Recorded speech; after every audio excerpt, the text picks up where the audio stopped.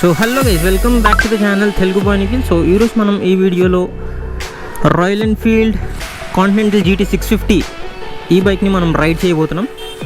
So the royal ఎన్ఫీల్డ్లో beast ఇది 650cc engine, twin engine. So royal Enfield GT 650 యొక్క key అయితే ఈ విధంగా ఉంటుంది. సిన్స్ 1901. సో ఒక క్విక్ ఓవర్వ్యూ బండిది. సో మీకు కొంచెం రైడ్ చేస్తాను ఇప్పుడు. రైడ్ చేసి ఫస్ట్ ఆఫ్ ఆల్ మీకు డైరెక్ట్ రైడ్ చేస్తాను. రైడ్ చేసేసి కొంచెం మంచి కన్వీనియంట్ ప్లేస్లో ఆపి మీకు బైక్ని డీటెయిల్గా చూపిస్తాను. సో ఫస్ట్ ఆఫ్ ఆల్ మీకు ఒకసారి బైక్ ఎగ్జాస్ట్ నోట్ వినిపిస్తాను. ఇప్పుడు ఎలా రైడ్ చేస్తాను కదా. ఈ బైక్లో మనం ఇంజన్ గురించి మాట్లాడుకున్నట్లయితే 648cc parallel twin 4-stroke SOHC air cooled ఇంజన్తో అయితే వస్తుంది. గేర్స్ చూసినట్లయితే 6 గేర్స్ అయితే ఉంటాయి. మ్యాక్సిమం పవర్ వచ్చేసి 47 bhp అట్ 7150 rpmలో ప్రొడ్యూస్ చేస్తుంది. మ్యాక్సిమం టార్క్ వచ్చేసి 52 Nm అట్ 5250 rpmలో ప్రొడ్యూస్ చేస్తుంది. ఈ బైక్ సీట్ హైట్ చూస్తే కనుక 804 mm అయితే ఉంటుంది. ఫ్యూయల్ కెపాసిటీ వచ్చేసి 13.7 లీటర్స్ అనేది ఈ బైక్ ట్యాంక్లో పడుతుంది. ఈ బైక్ కర్బ్ వెయిట్ వచ్చేసి వితౌట్ ఫ్యూయల్ 202 kgs అయితే ఉంటుంది. ఈ బైక్లో మనకి స్లిప్పర్ క్లచ్ అయితే ఉంది. అండ్ ఈ బైక్లో మనకి 5 కలర్స్ అయితే అవైలబుల్ ఉంది. మనం రైడ్ చేస్తున్నది వచ్చేసి వెంచురో Storm.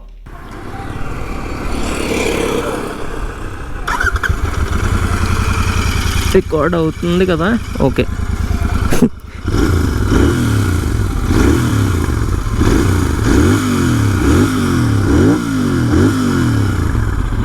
So royal Enfield GT 650. So royal Enfield continental GT 650 యొక్క ఎగ్జాస్ట్ సౌండ్ అయితే ఈ విధంగా ఉంటుంది. మనకి డ్యూయల్ ఎగ్జాస్ట్ వస్తుంది అన్నమాట ఈ బైక్లో. అబ్బా, వెయిట్ అయితే ఓ మాదిరిగా లేపుతున్నప్పుడు కొంచెం ఫీల్ వస్తుంది, కానీ ఎక్కి కూర్చున్న తర్వాత మాత్రం మనకి ఫీల్ అయితే పెద్దగా ఏం లేదు. వెయిట్ అయితే అసలు పెద్దగా అనిపించట్లేదు. అంటే సెంటర్లో ఉన్నట్టు ఉంది కదా ఇంజిన్, మనకి పెద్ద వెయిట్ అయితే ఏమీ తెలియట్లేదు అనమాట. యాజ్ యూ కెన్ సీ నాకు 2 కాళ్ళు అయితే క్లియర్గా టచ్ అవుతున్నాయి. నేను వచ్చేసి 5.8 ఉంటాను.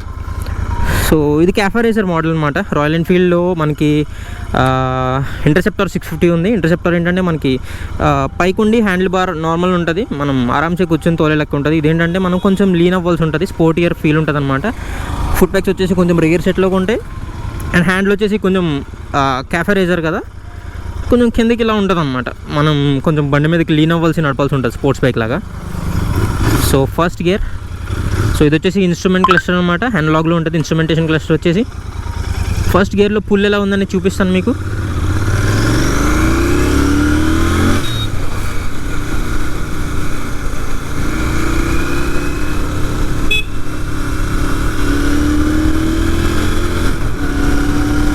Third gear.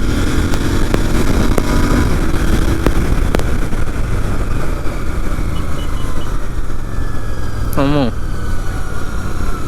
కంప్లీట్గా పుల్ చేసి చూపించడానికి మరీ అంత కన్వీనియంట్గా అయితే లేదు బ్రో. ఇక్కడైతే కొంచెం బాగానే ఉంది.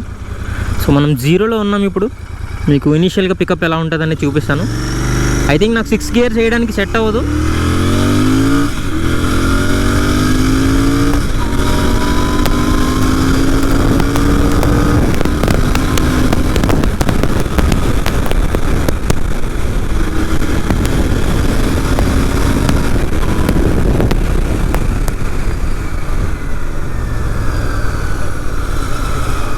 Let me be honest.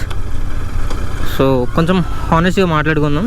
ఏంటంటే 650cc ఇంజన్, ఆబ్వియస్లీ మనకి పవర్ అండ్ టార్క్ ఫిగర్స్ వచ్చేసి చాలా ఎక్కువగానే ఉన్నాయి. కాకపోతే ఈ పవర్ అండ్ టార్క్కి సంబంధించి స్పోర్ట్స్ బైక్ అయితే వేరే విధంగా ఉంటుంది. ఏంటంటే కొంచెం లైట్ ఉంటాయి కదా వెహికల్స్, అవి కొంచెం వేరే స్మూత్ ఉంటాయి అనమాట లాక్కెళ్ళిపోవడం అనేది. ఇదేంటంటే రాయల్ ఎన్ఫీల్డ్ అనేసరికి ఆబ్వియస్లీ కొంచెం హార్డ్ ఉంటాయి. మెటీరియల్ అంతా కూడా మనకి దృఢంగా చాలా గట్టిగా ఉంటాయి. సో అందుకని చెప్పి కొంచెం వైబ్రేషన్స్ అయితే కొంచెం ఎక్కువగానే వస్తున్నాయి. అంటే మరీ స్మూత్గా ఈజీగా ఎక్కేస్తుందని అయితే మాత్రం డెఫినెట్లీ మీకు చెప్పను. కొంచెం హార్డ్గానే ఎక్కుతుంది, అంటే వైబ్రేషన్స్ వస్తూ ఎక్కుతుంది అన్నమాట బండి.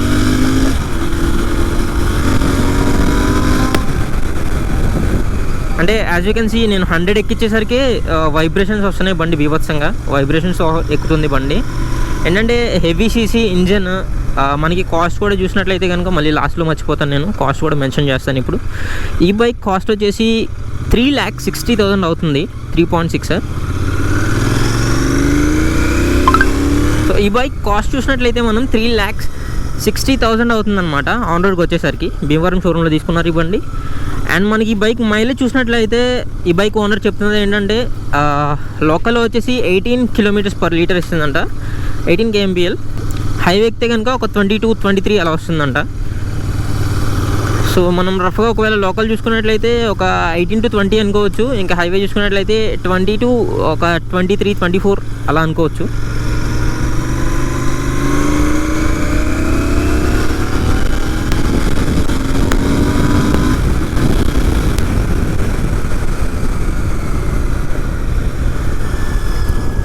అంటే బండికి ఇంకా ఫస్ట్ సర్వీసింగ్ కూడా అవ్వలేదు బ్రో. ఇంజన్ దగ్గర నుంచి కొంచెం హీట్ కూడా తగులుతుంది నాకు కాళ్ళకి.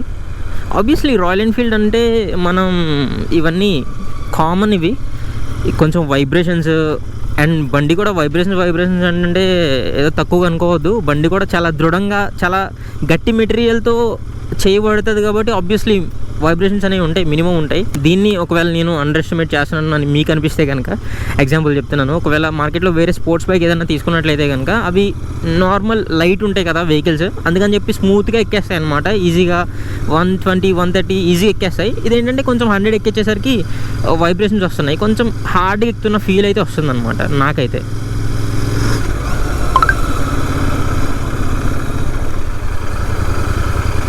సో ఒక్కసారి ఈ బైక్ గురించి మనం కంప్లీట్గా చూద్దాం, లుక్స్ ఎలా ఉన్నాయి ఏంటనేది.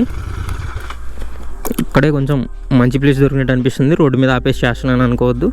సో బైక్ లుక్ అయితే ఈ విధంగా ఉంటుంది బ్రో. ఫ్రంట్లో మనకి హాలోజన్ లైట్తో అయితే వస్తుంది. హెడ్ లైట్ మనకి ఎటువంటి ఎల్ఈడి లైట్స్ అయితే ఉండవు దీంట్లో.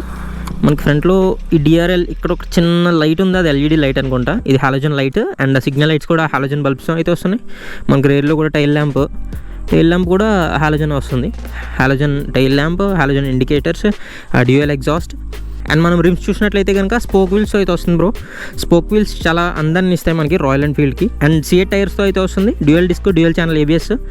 మనం రేర్ సెక్షన్ టైర్ చూసినట్లయితే కనుక 130/70 18-inch వీల్తో అయితే వస్తుంది. అండ్ మనం ఫ్రంట్ టైర్ చూసినట్లయితే కనుక 100/90 18-inch టైర్తో అయితే వస్తుంది. మనకి ఫ్రంట్లో కూడా టెలిస్కోపిక్ సస్పెన్షన్స్, ఇవి రబ్బర్తో కవర్ అయిపోయి ఉన్నాయి. అండ్ మనం రేర్లో సస్పెన్షన్ చూసినట్లయితే కనుక డ్యూయల్ సస్పెన్షన్.